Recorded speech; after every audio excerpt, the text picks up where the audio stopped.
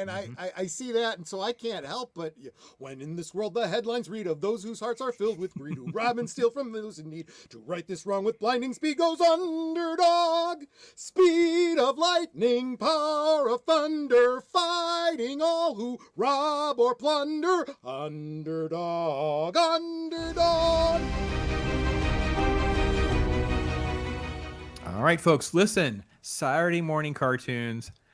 I don't understand why you're not just watching cartoons with me, because it's just such a fun thing. And I've actually watched videos on the death of the Saturday morning cartoon, why it kind of went away, and beyond the scope of just logistically why it's gone away, but just the idea that we'll now control children's programming. Well, so I thought, well, I've got him. Someone who was with me at the same age, same time frame, same era, and they didn't care what us did. They would sit us in front of the TV for hours on end on Saturdays. Troy, how are you, my brother? Let's talk about some cartoons. I'm doing great. Thanks for having me. Oh, I love cartoons. I miss Saturday morning cartoons. Yeah. Man. I really do. It's so much fun. Tubi has been a blessing because there's so many things I don't own a physical copy of, and until I can find the right fit or they do the right re-release or something, I'm like, I'll just live vicariously through Tubi or something like that. But there's so many that are free on there, that kind of thing.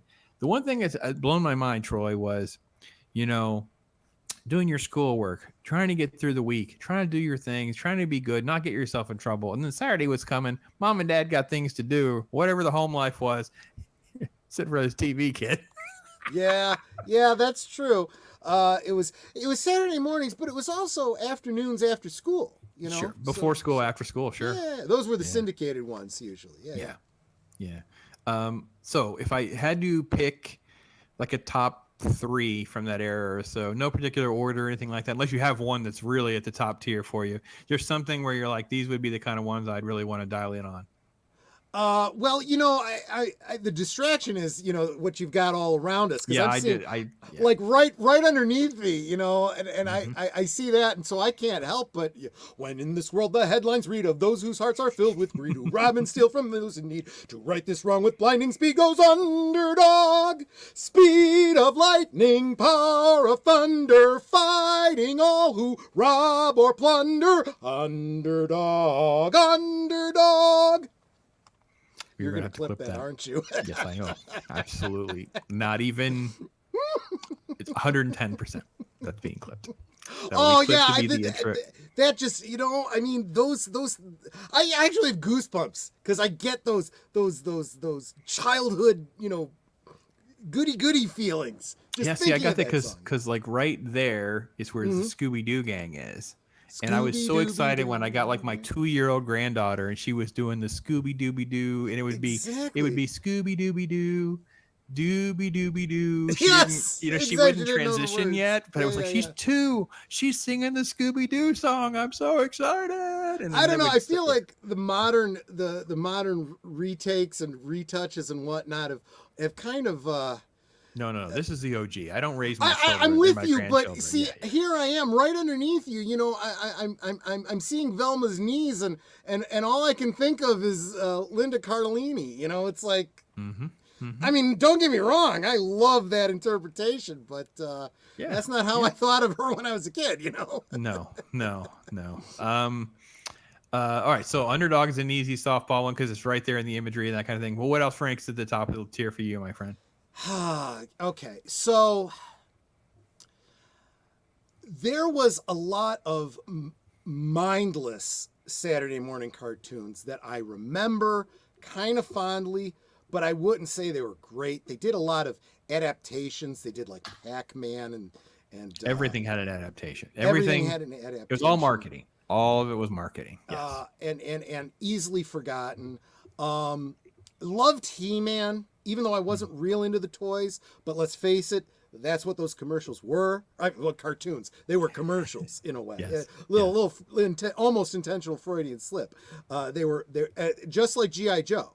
G.I. Joe, Transformers, they were all toy marketing. Yes. And I guess there was a thought that this was a bad thing back then. Even looking back, I don't think it was a bad thing. I agree. I think it was great because there was I guess these days we talk about in entertainment, multiple platforms, right? Whether it's movies, TVs, games, books, and it all interplays. I feel like if you were into He-Man and then you bought the He-Man toys, Mike, the Mexican Iron Man, talks about this.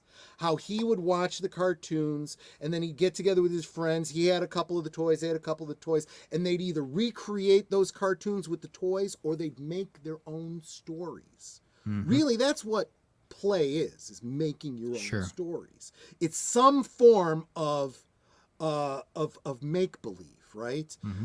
And this was true for boys or girls. Might have been different stories, might have been different kinds of characters, but it was the same thing, whether you were playing with your Barbies or She-Ra or it was He-Man and G.I. Joe, right?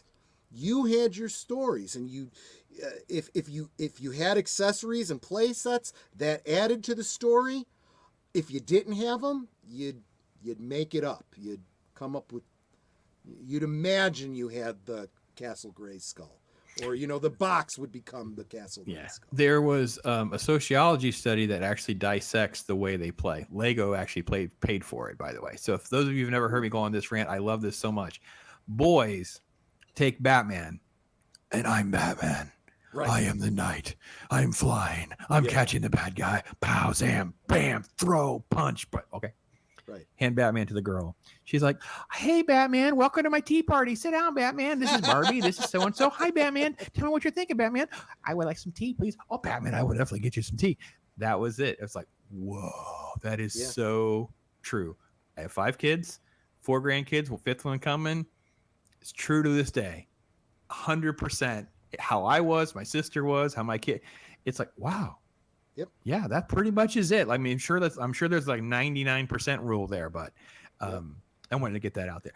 Let me go back to what you were saying about marketing, because what I have found, 100% true, and definitely there was the attack. The parents, these pro-parent things, pro-kid things, were, oh, no, they're brainwashing kids and blah, blah, blah, blah, blah. Let's censor it. And Reagan's like, no rules. Then they're like, oh, no, we need more rules. Oh, we need heavier rules. Now it's just gone. Yeah. Okay. But when you go back and rewatch it, and I have to be honest right now, Transformers is on the rise for me, and so is G.I. Joe. And I say that not because of just, especially the G.I. Joe, not because of the, knowing is half the battle. No. The way the storytelling is, the character development, the story arcs, the elements of heroism and teamwork and things like that were really, really well done. Yes. Like I can see breadcrumbs of a G.I. Joe, like the movies like had breadcrumbs of an adaptation. And I could see Larry Hama, who wrote the comic book, rolling over like, oh my gosh, these people suck so bad. If they would have just let me write the script, because it's just like they just can't do it quite right. But it was a golden age to be in, was it not? It was so glorious. You're so right about the great storytelling. I'm going to go back a little bit even further to the Star Trek animated series. Some of the best sci-fi writers of the day writing some of those stories, Larry Niven, A.C. Crispin, and so forth. And I think limitations are a good thing, because it causes a writer to be to think outside the box, to push their creativity. You want to tell these up here stories, but you got to tell them to children. And maybe you got to back off from some of the content you want to put into it. So that's why some of those cartoons, and it's true with G.I. Joe, it's true with Star Trek, it's true with He-Man, Transformers too. You watch it as a kid, you enjoy it, you get the main part of the story. You watch it again as an adult and you go, oh, there's more to it than I remember. Yep. Yeah. And talking to my mom years later, she's like, oh yeah, I totally got that. That's why I was watching those shows with you. Some of them were really good. Yep. Someone else. Yeah. Someone else person, I don't have permission to drop their name, but they've said, that's why they bought the stuff for us. Yes. You know what I mean? It was like, oh yeah, that was a good show. That was a good show for you.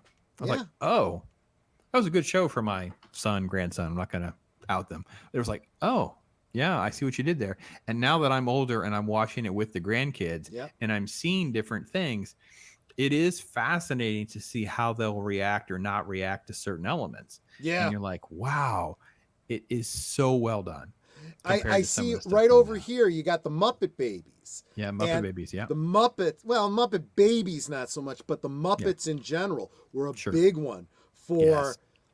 great family fun, but there was definitely in the background, subliminally, there was some adult Oh, there's a lot impressions of there. innuendos and some Hmm. different little That you catch breadcrumbs, when if you're you a little will. bit older. Yep. Sure, sure.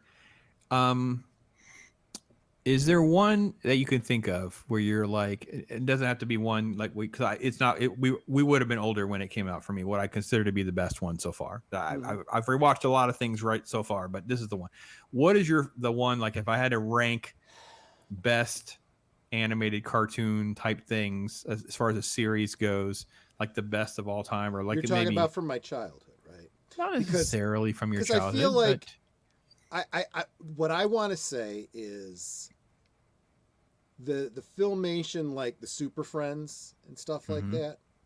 that. Um, as a kid, I loved them. I know we've had better superhero adaptations since then. Mhm. Batman the animated series, Superman, and so forth.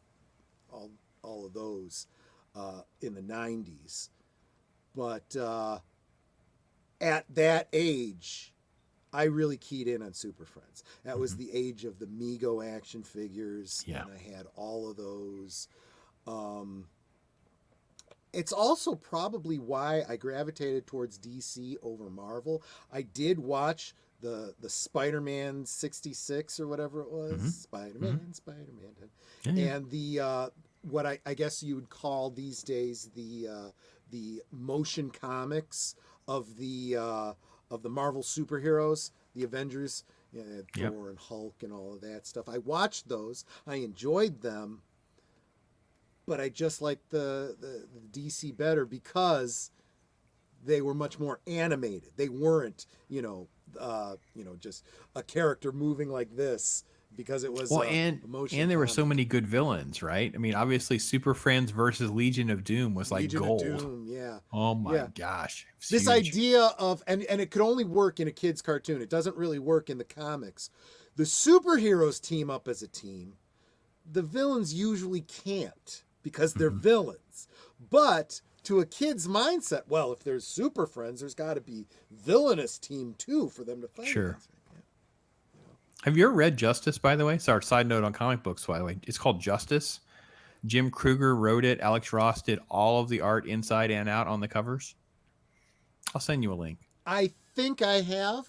And Because it's basically like Super Friends. It's a there Super was Friends story adapted yeah, with like a now there was a mentality. period in time there where there was a couple of these prestige comics where Alex Ross did the artwork for it. Yeah.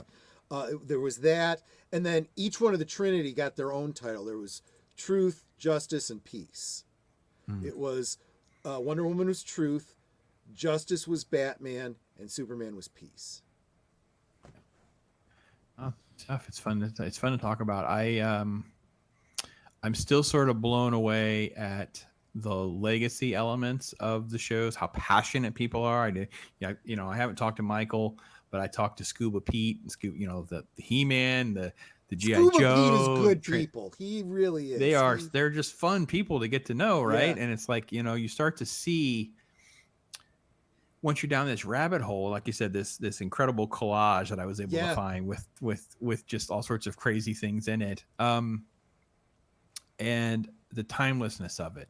I know we've talked about it just briefly previous to this conversation was the marketing that again, the poor cartoons, they got the bad rap. The marketing around this has actually been the biggest revelation for me personally was because I've had these huge things of cartoons, but the commercials have been downloaded and you realize we were really programmed to eat a whole lot of junk food, Pop-Tarts, cereal. Yeah. It was like, that was way worse programming and marketing than the cartoon was. Yes. Don't blame Transformers. How about Pop-Tarts and Kellogg's, man? And some of that crap was brought to you by those companies. Yep, absolutely true. I can't think of a single cartoon that got me to eat any particular kind of junk food. Not a cartoon, you know. I might have gotten some Hostess cakes from reading comics once in a while, but yeah, that's about the extent of it. McDonald's commercials, all the cereals. I mean, there's just not massive amounts of marketing and McDonald's advertising. and all those fast food places were big tie-ins for, if not the TV shows, then definitely for the movies. You'd go, you wanted to get those Star Wars glasses, you had to go to Burger King or whatever it was, you know. Always great to share memories with all you folks. Thank you, Troy, for coming in and giving me another sort of real-time perspective, someone who shares my age. And this, I still have some hair, but we are definitely brethren. So thank you, folks. Throw out, again, all those recommendations and comments. We love to have them. Make sure you're connected to Troy with all those links and stuff. Take care, everybody. Talk to you guys soon. I'm Pops.